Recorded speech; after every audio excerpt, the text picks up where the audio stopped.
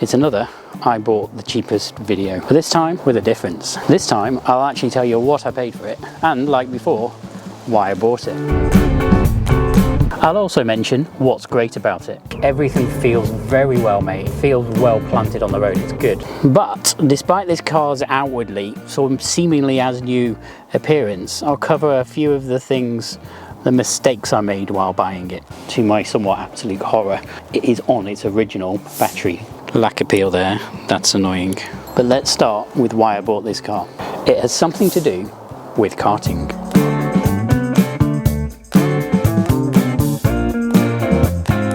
If you're a regular viewer of the channel, you'll know that in this garage, rather scruffy garage, it's going to be refurbed, there used to be a Lotus Evora S and a Peugeot 205 GTI. Both of them are now sold, the Lotus. Flashback. I think we're going to roll these two cars into one. It took quite a while to sell actually. Prestige sale car market, quite flat at the moment. And you'll probably no doubt know, if you're a fan of the channel, the problems I had selling the Peugeot 205. This is my son, who also has his own YouTube channel. He's currently second in the Daytona Sandown Junior In-Kart Championship. As a way to help him progress, I decided to consider buying him a car, which obviously cost money. One half of the garage, which is a bit messy, will be used for a go-kart.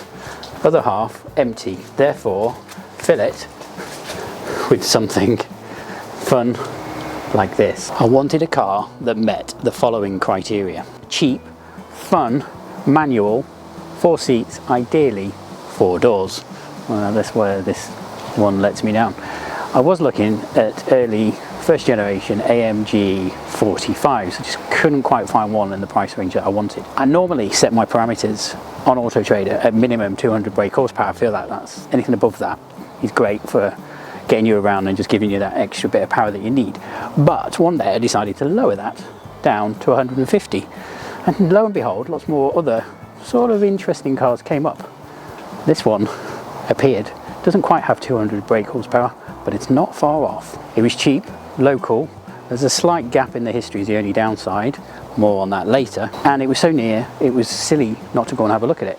The price I paid for it, trade based on We Buy Any Car motorway valuations, £5,250. And a quick check on Motorway reveals just how much of a bargain this car was.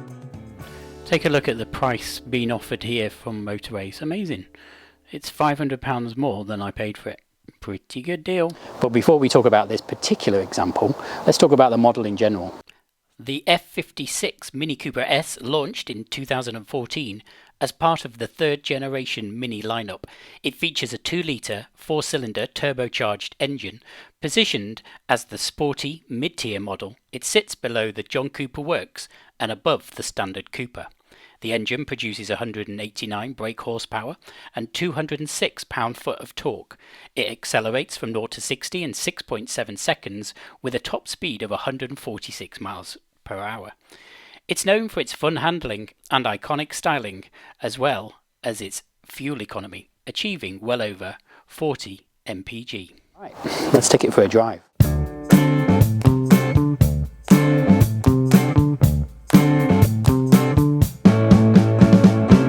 What am I disappointed about? Well, the colour is a bit white.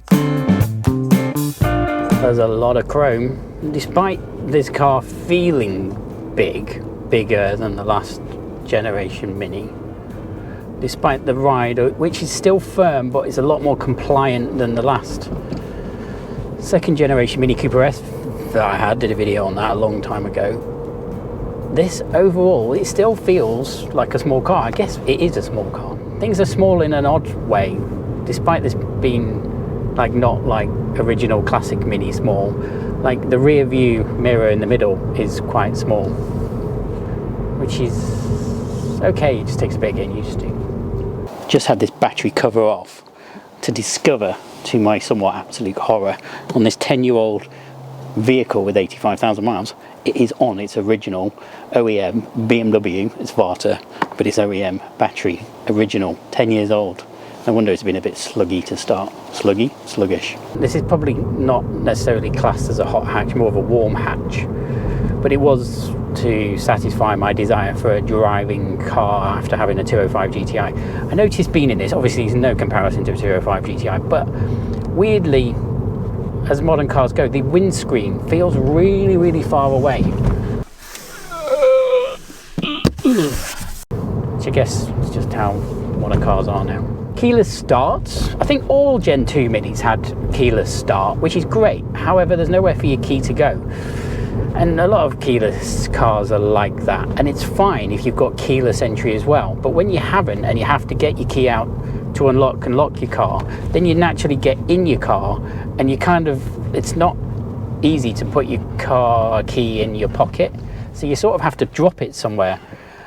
And more often than not, I find myself dropping it in the cup holder, which is fine as long as you've not got a cup.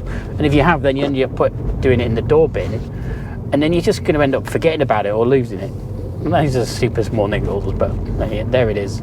The door handles to exit the car on the door don't feel, you sort of have to twist your hand to get to them. They just feel a bit weird, or use your opposite hand rather than your right. So normally you open a door, you're like, because they're all styled, it's just a bit weird. You get more binnacles in the Gen 2 in front of the driver behind the steering wheel, and that's good. And the digital display there is colour, which is cool, but it's only colour in the day. At night it goes to orange, and it's just something about, doesn't have the upgraded head unit. In this car at night, it feels like a BMW from like the 1990s. It's just orange everywhere. It's just a bit, I'm not keen. Have been using this car in the wintry, it's not been snowing quite yet up down here, but the slippery leaf cold weather. It was absolutely mint when I picked this car up. As soon as I got in it, it smelled new, all the switchgear was new, it had a new gear lever, it had new, they're slightly dirtier now, OEM fitted mini mats. It's not the greatest spec Mini Cooper S's in the world. There's not much to write home about in terms of features. It hasn't got the fancy big screen navigation in the middle. It doesn't have things like heated seats. It doesn't have keyless. This is interesting mini double pull lever, but look under the bonnet. Whoa, not that many owners. I think I'm maybe the third. I think the guy that I bought it from sold it privately, paid a lot more just over a year ago. He paid nearly £10,000 for this car just over a year ago. He's got it for half price. It has got quite a few miles on it, 85,000, but he wouldn't know driving it. There was a bit of lack appeal there. That's annoying. This is a low spec Cooper S, Mogo standard spec, which is unusual for me, but again, it was too good an opportunity to pass up, so I didn't buy it for its spec. I didn't seek it out. I bought it as an opportunity to jump into a manual gearbox cheap car. Consequently, it doesn't have the sport mode. There's usually a rotating dial at the gear lever to switch it into sport, which means it sounds extremely quiet.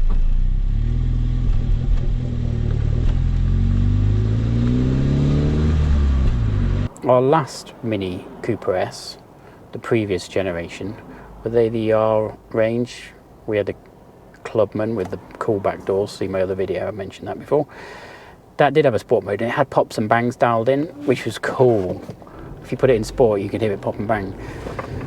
There just isn't any drama to the exhaust in this car, which is, again, okay, but I suppose you do buy a Cooper S for a bit of drama, and without any modded exhaust you don't really get it.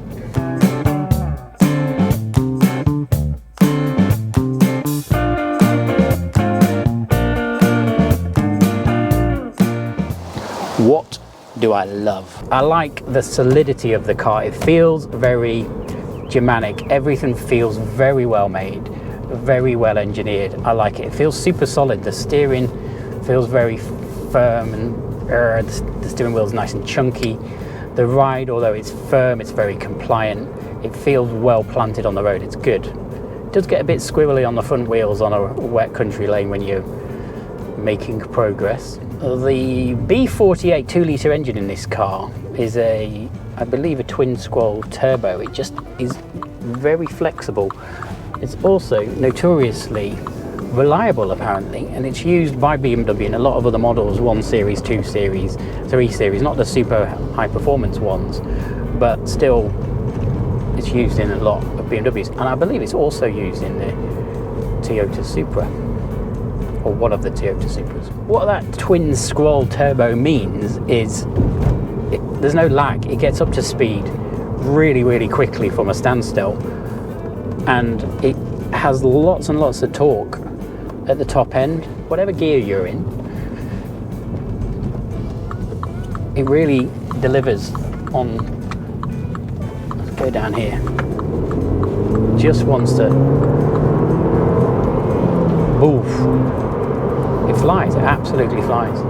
You can mod the B48, it's very moddable. It's detuned, I think, in this car, 189, 190 brake force. But so far I haven't ever felt the need to do that. Yeah, I'm used to pretty high performance cars. This feels fine. Most of the journeys I've done, I've had as much power as I need. It's cool.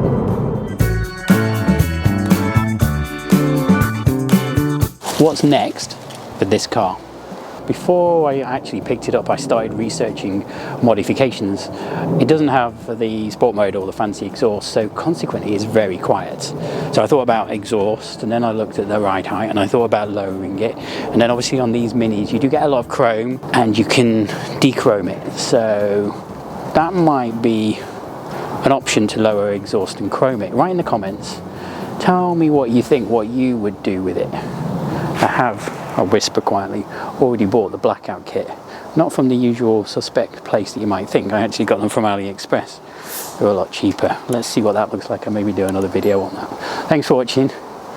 Don't forget, write in the comments, tell me what you think we should do with it. See you again very soon. And also, subscribe.